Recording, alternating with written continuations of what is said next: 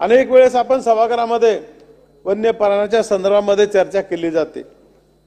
मला या संदर्भामध्ये सरकारला जरा वेगळ्या पद्धतीने लक्षात आणून द्यायचे आहे। अध्यक्ष महोदय, आपण अनेक वेळेस याच्यावर बोललं जाते की त्याचं नुकसान भरपाई झाली ती आम्ही देऊन टाकू।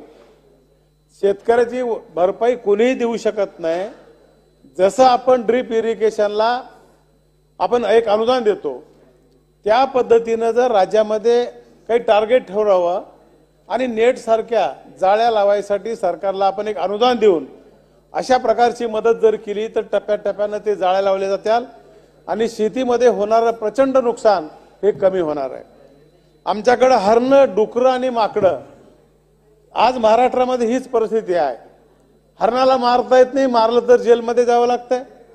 मला एक सरकारला त्या संदर्भात एक सूचना करायची आहे की ही हरणं सगळे आपण सरकारने धरावेत आणि ताडोबा जंगलामध्ये सोडून द्यावेत,